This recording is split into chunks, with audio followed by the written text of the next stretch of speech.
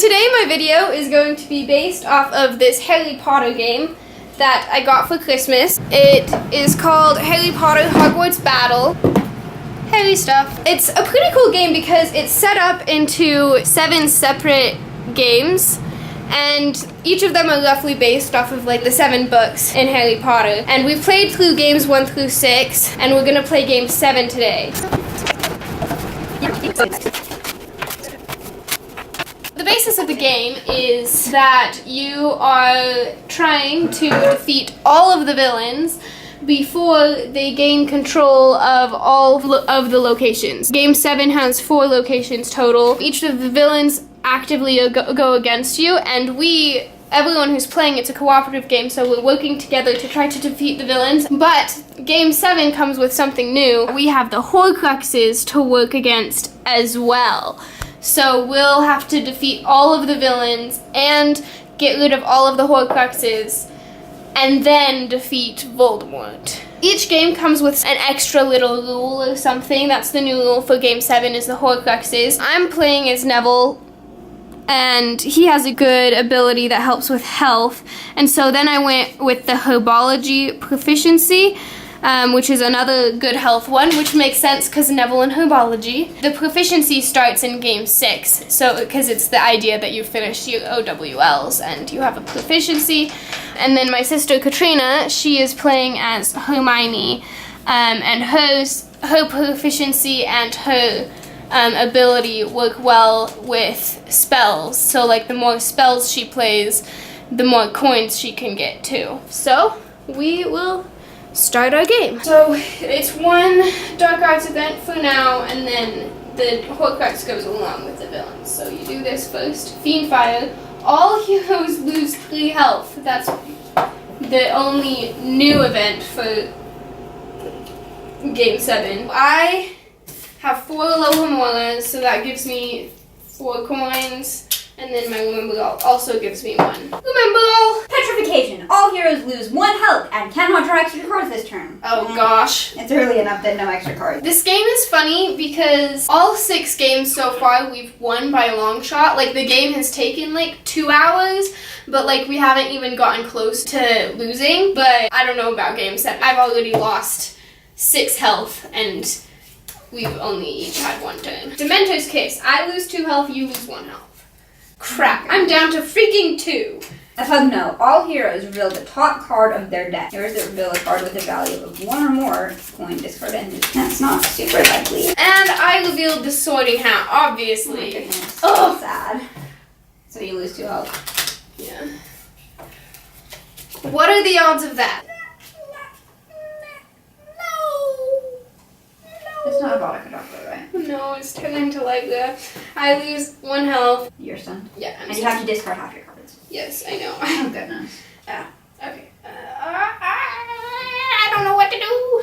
All heroes choose 1. Discard an item or lose 2 health. I ain't discarding my Felix Felicis. That's like the best. So I am losing 2 health. Dang it, why don't I have my Remember All? Yuck.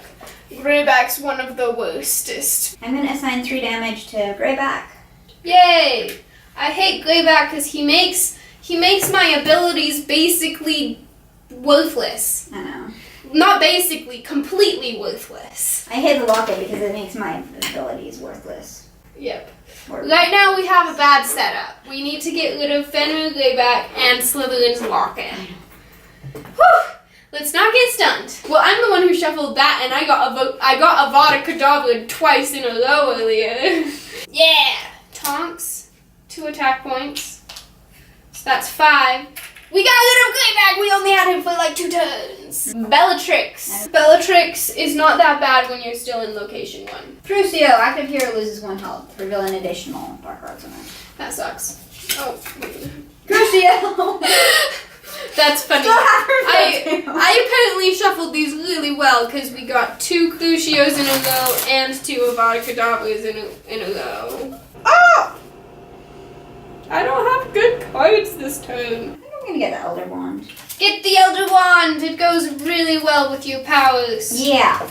With all the spells. Hermione! There's not been any spells out, but Hermione with the Elder Wand sounds Hermione should have gotten the Elder Wand all along. It belongs to her. And according to this game, it works well with her abilities. We also have like the lamest spread of villains right now. We're working against Lucius Malfoy, Draco Malfoy, and Crabbe and Goyle. They're all Game 1 and Game 2 villains, so their powers aren't that good. Like, it's not that hard to work against them. But our real goal right now is to get rid of the diadem. Yeah, so we're trying to get rid of the Horcruxes while we have an easy spread of villains, especially since the Basilisk is coming up soon. And that makes it so we can't draw cards. Basilisk is like the worst villain. Even though it's a Game 2 villain, it's like the worst villain. One active hero loses 2 health. Dang it, can I not lose 3 health? But, oh, wait. 1, 2, 3, lose 2 health. Oh, yeah, you get to lose 2 more health. I get to lose 2 more health so I can gain more health. This is a good thing sometimes. I just realized that, so the Sword of Gryffindor is one of the cards in there. We haven't gotten that yet, and that's one of the things that lets you roll the Gryffindor die. But then each of the Horcruxes, the locket and the cup, Hufflepuff's cup, and Ravenclaw's diadem. Yeah, the Founder's objects. The Founder's objects, once you get rid of the Horcrux in them, they also give you the ability to possibly roll their corresponding die, which makes it easier to get rid of the next Horcruxes. So that is good. I like that. Ah! Yes! Attack! Yay. So now I have the diadem. Nice. You're getting lots of Horcruxes. I know. Lots of Horcruxes. I've only done 1. I've gotten rid of 4 of the Horcruxes. Nagini is really bad for Neville too. Too bad we don't have the Sword of Gryffindor, because then I could just like come out as Neville and just like... I know, that would be awesome if you had the Sword of Gryffindor as Neville and used it to defeat Nagini. What's interesting though is the fact that Nagini gets defeated by an attack roll, a card roll, and a health roll, which is pretty much like most likely if you roll all of the dice except for the Gryffindor die, which is funny. I know, right? Yeah, we have funny names for the things. It's technically influence, but we call them coins, and they're technically villain control tokens, and we call them hexes. Because villain control tokens is... It's a mouthful. I have 6, so I'm going to get Lupin and a chocolate frog. Lupin would approve of the chocolate frog. Exactly. 1, 2, 3. So it looks like there's least coins, second least cards, and the other 2 or 4 of each. So Slytherins and Hufflepuffs are best at defeating the Horcruxes, and Gryffindors are worse. That's a little bit ironic. But the Sword of Gryffindor lets you roll the Gryffindor die twice. So that one's definitely like the best one when it comes to rolling dice. I'm sad that it's probably not going to happen for me to be able to kill Nagini with the Sword of Gryffindor. So I am going to start by discarding a Dittany to roll the Ravenclaw die. Okay. Come on, card. Card. Zoe.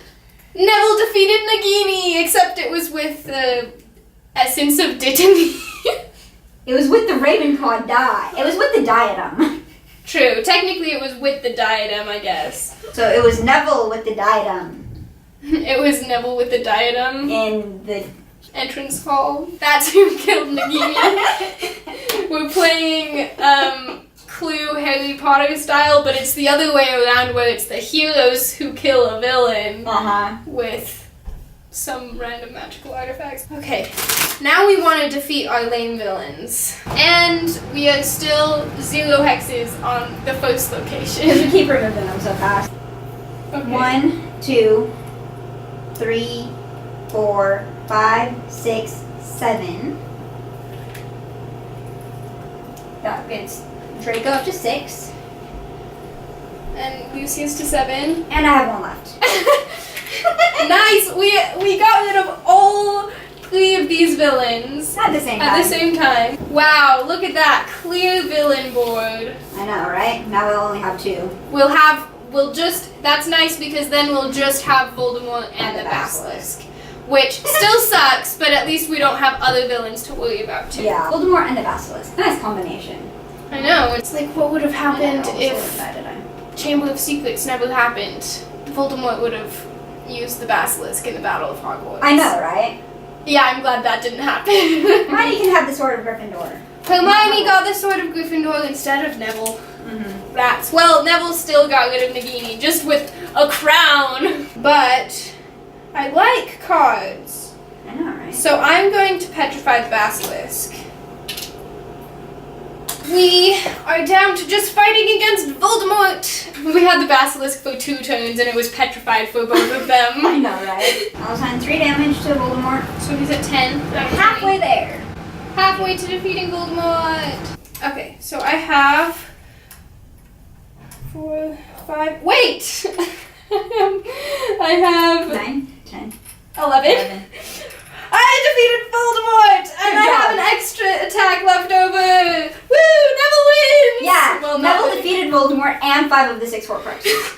Yes, Neville is the best. Well, Hermione got the Elder Wand. So I know. Hermione got the Elder Wand and the Sword of Gryffindor. Anyway, so this is a fun game. So let's just discuss a few of our favorite things and things we don't like.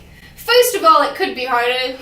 Yeah, it seems like it's not super well balanced. If you're familiar with deck building games, it would be good to do the Skip the like first expert rules. Skip the first 2 first of all, because those are like basically learning how to do a deck building game. And then doing like the harder rules where you add hexes more often and you start with hexes on the location.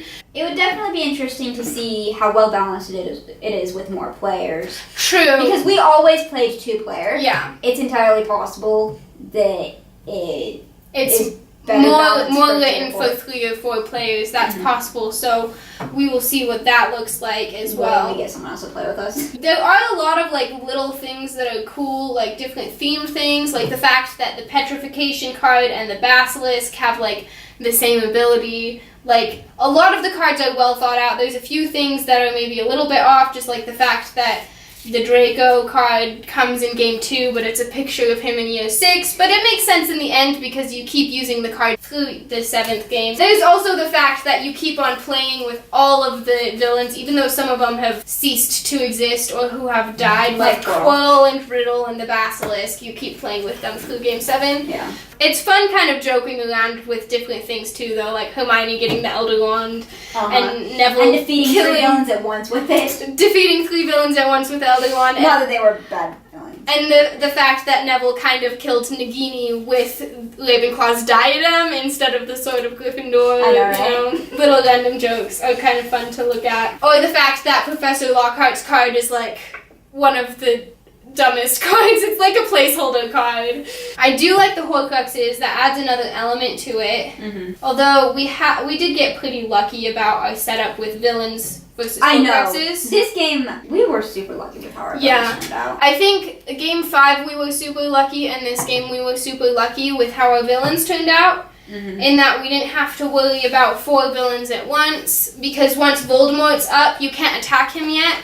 But he could be a 4th villain that's attacking you. Overall, it's a fun game. I really like it just for like all of the little things, too. Yeah, it definitely makes good use of the Harry Potter theme. Yeah, the Harry Potter theme in this game is well done. That's just number 1. Thank you for watching this video. If you liked it, give the video a thumbs up and subscribe to my channel for more Harry Potter videos and educational videos as well. And I will see you next Saturday.